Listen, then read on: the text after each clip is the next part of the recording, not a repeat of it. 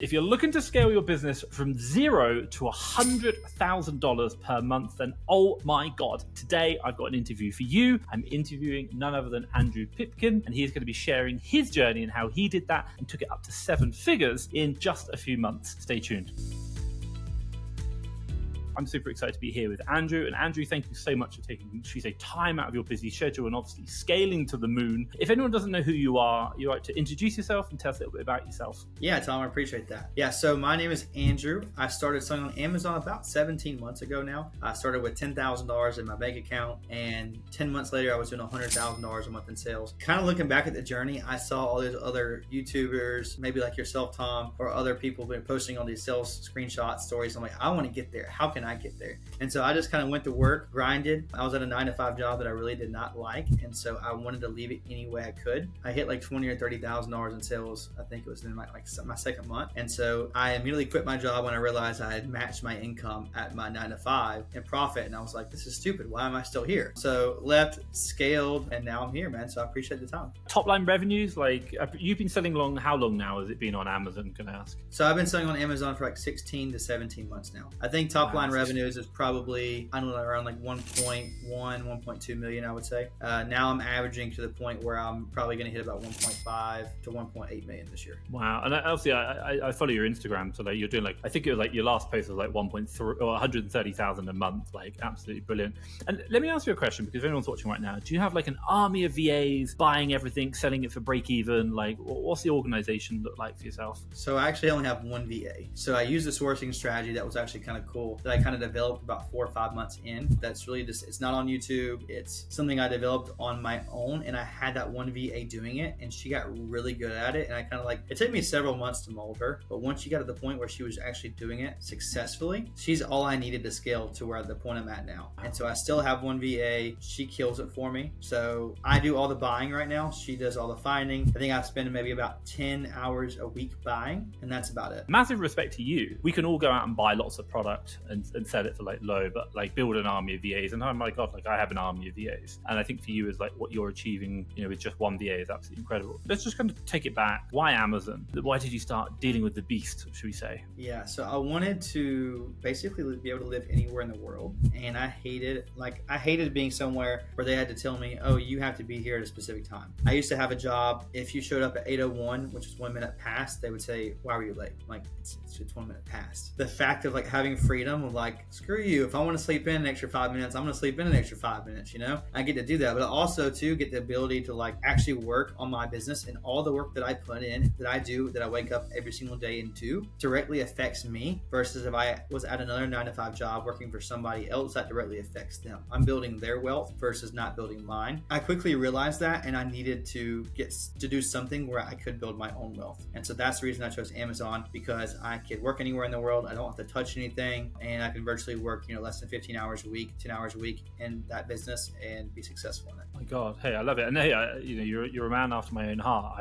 I started Amazon, you know, online arbitrage, and it's OA, isn't it, that you're doing, if that's right? Yeah, 100% OA. Fantastic. And I did it because obviously it was like travel, FBA, absolutely love that. And you can go anywhere in the world. I think it's incredible. Your story, most people kind of, I don't know, like if I were to do a typical story would be like, I learn about OA, I buy some stuff, I sell it, and I might make a couple $100 in sales in the first month. You're like, I'm doing 20 to 30,000 in the second month. That's like, I'm going all in. Like, how did you do that? Tell me about that. Like, most people don't do that. I had an edge up on most people. So that's where I used to sell on Amazon in college. That's the part of the story that I haven't said. So me and my wife back in like 2011 and 12 were selling on Amazon. I was doing online arbitrage, buying stuff from Hibbett in 2012 when the world didn't even know it existed yet. I figured this out like well over 10 years ago, before all these YouTubers and everything else. But the issue was I was doing probably $10,000, $20,000 a month then. I didn't see the scalability of it. One, I didn't know I could go get an online virtual assistant. Two, I was doing all of the shipping to Amazon FBA. And so I didn't understand that I could scale this business. I was doing all the finding myself, and there was virtually nobody to teach it because nobody was doing it yet. It wasn't really a thing. And there wasn't like Keepa back in those days, like, or if there was, I didn't know about it. There wasn't SellerAmp. There wasn't all these different tools. I was literally buying stuff just based on the sales rank. And so I had a decent amount of knowledge from that. I did that for about a year or two. Anyways, fast forward, I quit because I didn't see the scalability of it. Went to college, all that stuff, came back. My first month, I did $20,000 because I was literally like, this is stupid. Why am I at a 9-to-5 job? And so I immediately picked it up and realized there was something called SellerAmp and Keepa that I could actually see data points. And I went to work. For the first 3 or 4 months, I struggled, like finding processing like everybody does and trying to figure out the system that worked well for me. And that's kind of how I got started. But yeah, I started with RA too, like driving to Walmart's clearance sections, did that for like a month or two and realized I wasn't the end goal. All on arbitrage from now on. I think that's an interesting thing is kind of like, it depends where you are and there are steps on the journey. An element of it is, yes, we want to be making money. There is more money to be made in RA generally than OA. Not all the time, but generally speaking, it's the ability to access it. But if your end goal is to be like location independent, remote, for example, working on a laptop, then RA probably isn't going to suit that. It's okay to get started, but there is a time to transition out. I think that's a really important point. So talk me through, like, I appreciate you're not going to tell me your secret sourcing method, but like, what are the kind of like some questions you had, or like, how do you go about like thinking about changing sourcing methods? Like, I'd love to understand that, because you said, by the way, I'll just put it this way. Most people start off again, they do a couple of $100, you get selling. You've already done it, so you understand the model. You've probably grown it to a good level, so you're happy to go a lot deeper. But you said, I struggled to find deals. I did the RA side. That wasn't right for me. And by the way, your growth is kind of up. Like, it's not like up, down, like most people. It's like pretty much straight line to the moon. And then obviously, as you're doing this, and I'm guessing you're all in, you're completely focused on this. This is the way it is, because month 2, you're quitting your job. Like, how do you go through that process of like, I'm going to find a way which works for me, or you, should we say? Yeah. So when I was struggling to find products, like I think most people do when they start, about 3 or 4 months in, I started trying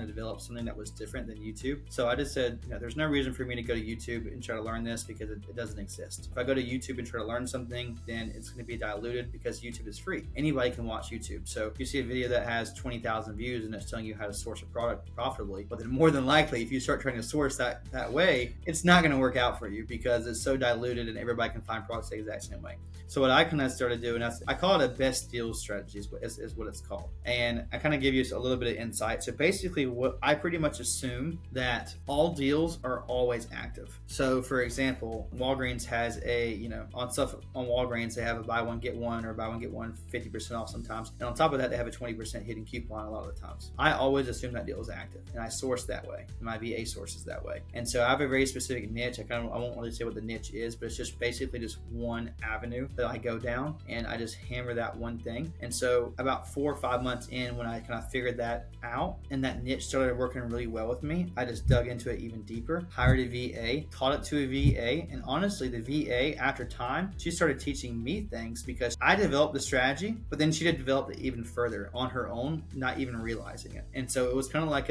I'm not an evil genius by any means. She has a lot of credit in this as well, because she was doing all the sourcing. I just kind of gave her like, hey, this is exactly how you need to start. And she took that and ran with it. And she was like, I don't understand what I'm supposed to do here, because I've had a job for 5 years with like 3 different people, and none of them have told me to even source anything like this. I have no idea what you're talking about. And so getting her to like understand the idea behind what she was supposed to do at the beginning was difficult. But once she understood it, and like I kind of figured that process out, it was kind of like to the moon from there. The 2 parts in that I want to kind of dissect. One is the niche. Not obviously, you're not going to tell me the niche, but like why the niche. And then the other part is the VA and actually training them, because there's some interesting facts around that. So let's just go down the niche route. When a lot of people start, they just kind of start deal sites. Maybe, as you say, jump onto some of all the well-known YouTubers, look at the buy this, do it this way. And I'm like, people ask me when I'm on lives, I'm like, Tom, what should I buy? I'm like, you do not want to listen to anything I tell you about buying, because if I tell you, it means everyone else knows.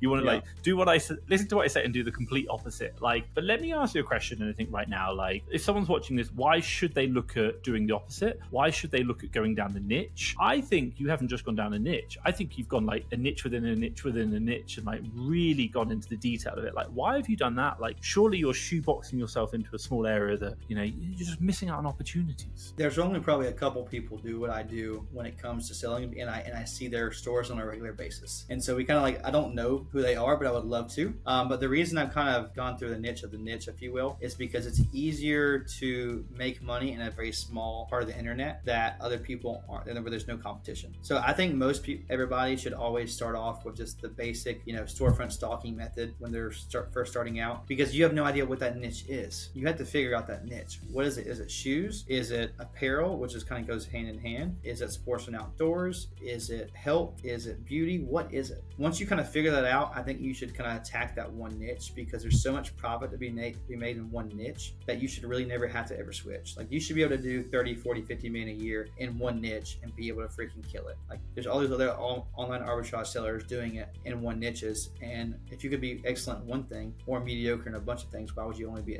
why would you choose the mediocre part?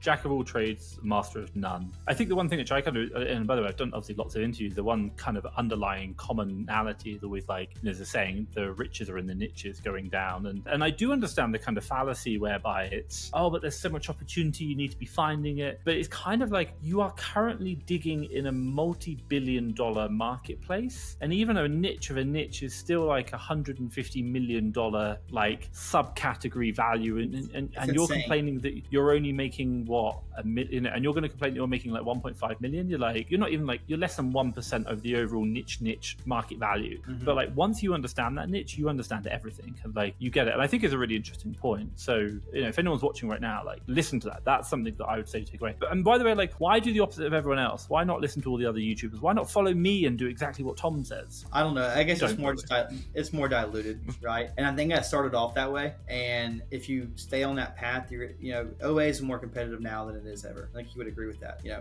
4 or 5 years ago, it was probably a lot easier. As time goes on, more people are jumping into it. Competition's getting more fierce, but there's still a ton of profit to be made in it, right? But because of that, there's all these YouTubers that are talking about things, and they're going to watch these YouTube things because it's free and everybody can do it. So if people are going to watch those things and do exactly what they're telling them, sourcing strategies, and a lot of those are going to get diluted. And so that's one of the main reasons I kind of like to say, hey, stay away from like the old YouTube strategy way. I've never, not your video specifically, but like honestly, like any videos, like don't just go and start storefront stalking just the basic way and expect you're going to find all this profitable products that aren't going to tank, because it's not going to happen. Like, that's a good place to start to learn your niche, but then you kind of need to go into it even deeper and further in a specific way. Yeah, and I've had it with my team. I'll just reflect on that, whereby we've had those weeks where they're like, spends down, we've had problems, and I asked my team, I'm like, what do you think we should do? Like, what are your thoughts? And the first answer is, can we lower the ROI? I'm like, no, you can't. That's one way to like ruin a business. Our goal is to really try and figure out, how can we find more products that other people aren't finding? What can we do? Because lowering the ROI just means we get everything that everyone else has got, but now we're less profitable on it. So yeah, we spend more, but we're not making less money. It's not really worth it. It's going to go down the pan. Talking about VAs, you've got one VA, massive respect for achieving 7 figures on one VA, by the way. They worked for someone else for about 5 years. They had worked 3 clients, actually, I think you said, and they'd never been taught your method. And now the VA is teaching you how to do your own method. I know, like, ultimate insult, but also like the greatest thing in the world. Tell me about that journey, and how did you teach them, and like, what advice do you have for other people who are, maybe you've got a VA and they're trying to teach them how to source and maybe they're struggling? Yeah, so one of the things I did is I needed to give them a sense of general direction first. So like, hey, I want you to source this category in this specific way. And then you need to review all their leads pretty much daily. I would say get like Loom. Loom's $10 a month. You can make a video of recording yourself going over their leads, telling them why you like a lead, what your thought process is behind it, why you like it, but also why you don't. Because in order for them to do well, they need to think like you. A lot of people don't realize that just hiring a VA isn't going to be successful. The VA has to think like you. And if the VA isn't thinking like you, then you're not going to like what they're giving you. And over time, I think my VA thinks exactly like me. And so that's the reason why, like, a couple months into like of her doing that strategy I was doing, she kind of like developed it even further. And I started realizing that, and I was like, oh, that you found even a better way to do this. And so I was like, hey, keep doing this, keep attacking this. And we kind of developed it from there, if you will. And so I don't take all the credit, but I'll take some of the credit. Like, what advice do you have if your VA is not getting it? Let me ask that question, because you're doing the Loom videos back. Obviously, we do a VA hiring service, and I've had so many clients that are like, my VA just doesn't get it. And I'm not saying the VA doesn't get it, but I also understand that communication is a two-way process. Even if I'm recording videos, it doesn't mean they're good videos. So the VA might not understand because Tom's muffling. So like, what advice do you have for people who are struggling with that? My VA doesn't understand. Yeah, I've had that before too. It honestly depends on how long you've been trying to teach them and they still don't understand. So if you're relaying information to them and they're not making progress over a certain period of time, whether it's a week or 2 weeks, they're not showing any progress whatsoever. Maybe they just don't have the ability to learn. They don't care to learn. At that point, I'd probably maybe let them go. But if you're teaching them and they're slowly making progress is progress. And they might not learn to think like you within a couple weeks or a month, but it might take them 3 or 4 months. But in reality, if they have the ability to learn and the want to learn, that's the biggest thing. They have to have the want to learn. If they have the want to learn, they're going to be a great employee long term. And that's what I would say. Okay, so I just want to take a quick moment out of this interview to say Andrew has been absolutely smashing the game. And the one thing which he's done, which I think is really, really smart, is number one, he has figured out a way to find profitable products, which is not the same as everyone else. Because if you do what everyone else says, you're just going to get the same results, which is far too competitive. But number two, once he developed that process, he then basically hired someone to apply that process every single day. And what happened is that someone, a VA in his business, actually got so good at it that it ended up teaching Andrew actually how to do it, which I think is absolutely incredible and game-changing, but also very smart by him. Why? Because he realizes that he's actually now transitioning from a job into a business, and he can now continue that by hiring more and more VAs, continuing to grow the business while he spends more time on the golf course or works less. Now, the one thing which I'll say is if you are looking or maybe thinking about understanding about how a VA can add value to your business, well, Fast Track FBA, we've hired over 600 virtual assistants for our clients. That's over 300 of them over the last 4 years. We've done it time and time again. Now, if you are interested in learning about the numbers behind a virtual assistant, I'm going to drop a link down below to a video webinar that I recorded about how a virtual assistant can add $10,000 per month to your business. And it breaks it down step by step, what to expect, month 1, month 2, month 3, month 4, completely free. Check it out. I think you'll love it. And obviously, if you are interested in VA, do check out the Fast Track FBA VA Academy. We've done this time and time again for a number of people. Back to the interview.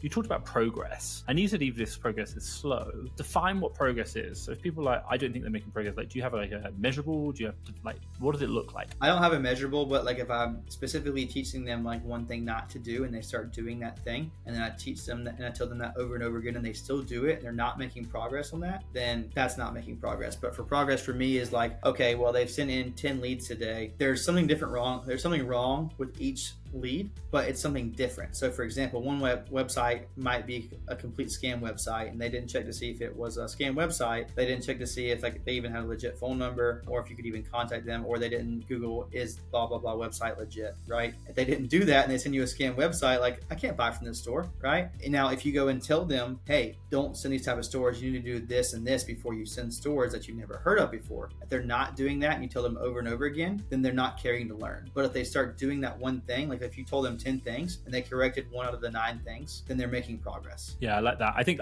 you're so right.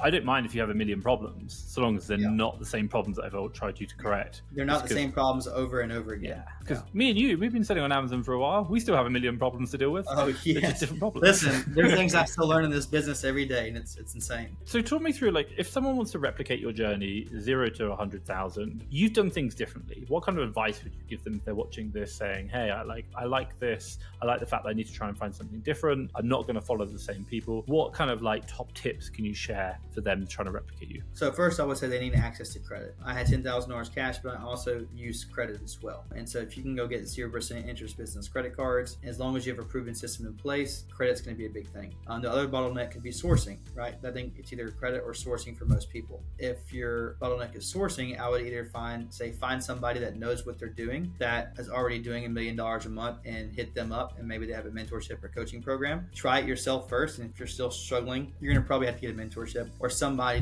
to teach you how to get there. Because in reality, if somebody knows how to get you there and you don't take advice from them, then that's kind of like stupidity, right? Essentially.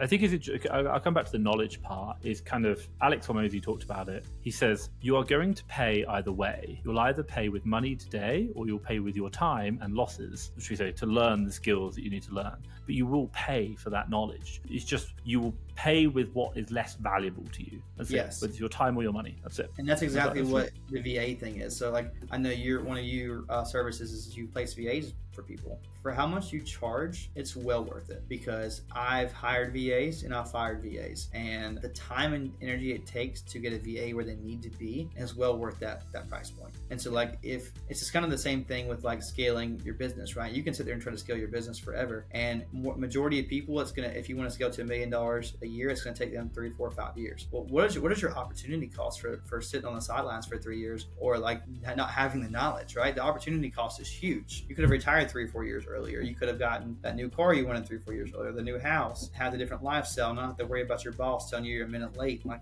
he was telling me. The other one that people don't really kind of think about is, I think your Instagram is showing last month, I think it was 130,000. If we assume a net 10% margin, then we're saying 13,000 net profit, for example. So what we're saying is like, for every month that you can do it quicker, and even if you flatlined at 130,000 a month, you're making an extra 130,000 versus what you would do. And because you get to the end result, which is like the peak, you flatline at 130,000, you get there quicker.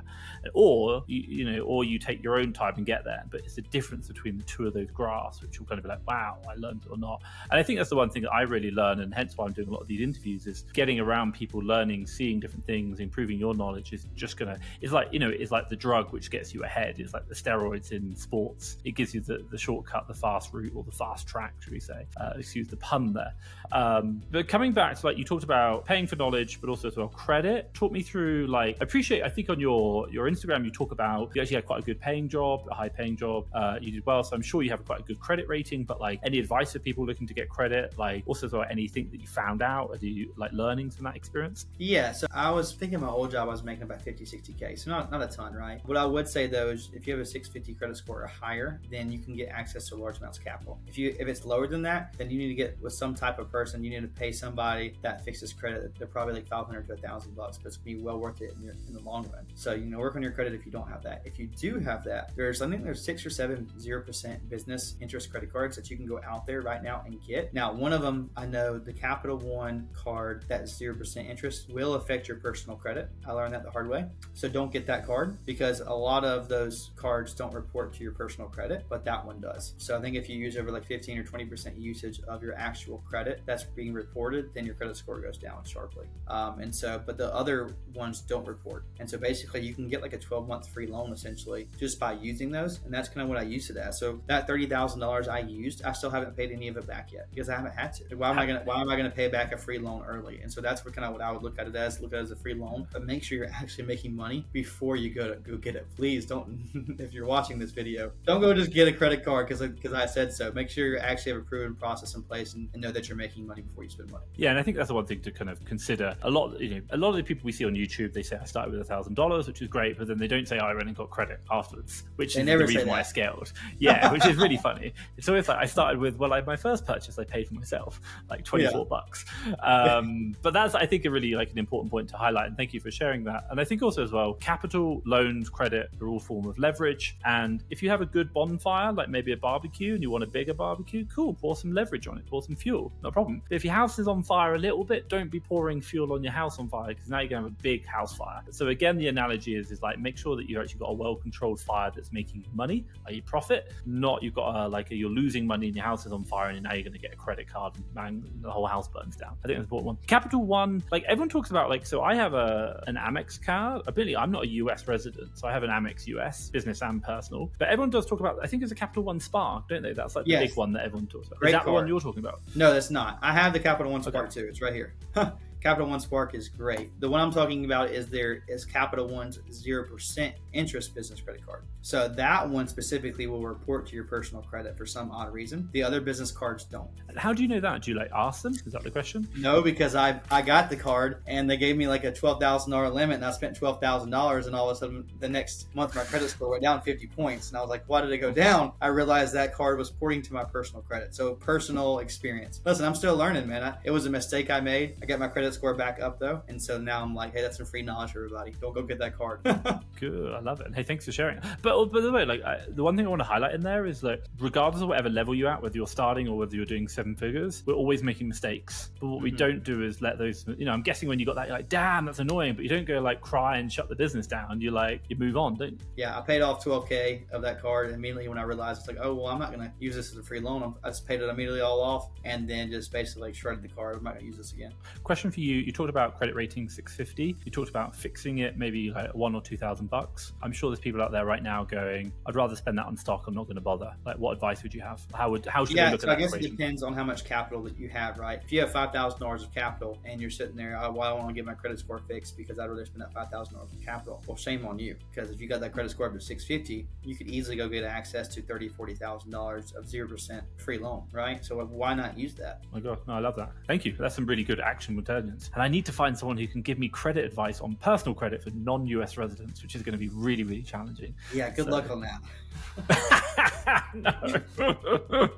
But I do, honestly, I have a credit score, but you have to I think you have to mail Equifax to get the score. They won't do it online. It's so annoying. But we'll see. Okay, cool. So you talked about 7 figures, you talked about VA, you talked about sourcing, developing your own strategy. You are now, what does the future hold? Tell me about that. Where are you going? So I've actually placed my first wholesale order last week, so super excited about that. Cool. I think I spent it was between 15 and 20K. I can't remember what it was in the first one. I'm still 100% scaling OA because OA has higher profit margins, and I love OA. So my plan is to keep scaling OA to at least a couple $100,000 a month. At least 250, maybe 300K a month. My plan is also to scale wholesale as well. I never want a warehouse. I don't want to be tied down anywhere. I don't want to have state employees that I have at the warehouse like some other big players out there, because I want to have the freedom. And if that requires me making a little less money because I can't scale as big, it's perfectly fine. So I'm going to go the wholesale prep center route. Generally, I know from just talking with everybody I've talked to, I'm not a wholesale expert by any means, but I do know a lot of those the higher volume, the $15, $20 products that sell, that really won't be in my court because the prep center fees, and it's going to kind of the competition where somebody else can prep something for 10, 20 cents if they have an actual employee in a warehouse versus me, I'm having to pay $1 still. So it's going to really cut down the competition and make it harder for me to buy the type of products. So prep center wholesale is a challenge. I know people that do it successfully, so that's what I'm trying to replicate. But if that doesn't work out, I'm still doing 100% OA, and I'm trying to scale to 250, 300K a month. I love it. I think it's such a right. I've interviewed people who they have people in the garage. There's 10 cents an item. Works out really well. And I'm sitting there going, I'm paying $2 for prep, in a tax-free prep. And I'm like, my average sale price is $70. You have to go much higher. You can't be doing it on low value items. Yeah. And so that's the thing with wholesale. Not everybody has, high value items with wholesale products. A lot of those wholesale products sell for $10, $20, $30. So it's challenging finding those type of products that are more expensive, and that they are out there because I know people that do it successfully, and so that's what I'm trying to replicate. You are an Amazon seller, but also you teach other people. Tell me about that. You do mentoring, and we had a conversation off that. Tell me about that. And why do you do that, by the way? Why are you not scaling to the moon with Amazon? Why do you help other people? Yeah, so good question. So I can only scale so far with Amazon from a cash point perspective until you need more cash. Also, on top of that too, I'm only working on my Amazon business. Even if I scaled it to the moon, it would still be 10 to 15 hours a week, right? So I came to a point, I think, in this late fall where I was working 15 hours a week max, and I was playing golf a lot, and I was kind of bored. So I was like, I'm going to start coaching people. And so some random people came in my DMs that are now some of my really good friends, and I coached them, and they're doing really well. And so I was like, I can coach more people. And so that's kind of when I launched my coaching program a couple months ago. And so now I just do one-on-one mentorship stuff with people. I have an entire program, but I'm more of the one-on-one type of person because it's hard to get results outside of one-on-one, even though it can be done, but it's more on the individual. And a lot of people don't have the right mindset and need that more hand-holding, if you will. So that's kind of what I'm there for. No, I absolutely love it. Hey, I love it. And if anyone wants to get in contact with you, what's the best way? How could they find out more? Just hit me up at Pipkin Resales on Instagram. Same thing on YouTube. I have 100 YouTube subscribers. So I'm big in YouTube. No, I'm just kidding. But Instagram, I'm a little bigger. So feel free to hit me up on either one. I'm working on posting more YouTube content. But yeah, love to talk to anybody. I absolutely love it. And if anyone wants to know, have a look down in the descriptions. Obviously, by the time this goes live, it'll be over 100. And I'm sure we'll look back in a year's time, it'll be 10,000. So do not worry. But yeah, have a look in the description. You'll see all the links to Andrew's social media profiles. You can grab that. Andrew, I just want to say for myself and everyone watching, first things first, thank you very much for taking the time out. Number two, well done for what you've achieved. I think, in just over a year and a few months, absolutely incredible to hit 7 figures. You've definitely put it in the hard work and obviously seen the results. And also number three, thank you for sharing the information that you've learned. The 650 credit rating, you've even talked about at what point should people consider fixing it. I think that's really valuable. Also your journey, trying to don't do what everyone else tells you, which I think is so true. The riches in the niches. And I would love to hopefully in a year's time, catch up with you, see how you're doing, and perhaps maybe fly out and actually be you can teach me golf, I'm awful, but kind of learn more and obviously record a new video. So I'd just like to say thank you so much for everything you shared, and hopefully we'll see it in a year's time where you're going. Yeah, Tom, I look forward to seeing your journey too, man. Yeah, man, I look forward to meeting you in person. It's gonna be awesome. Brilliant. Thank you very much. Bye-bye.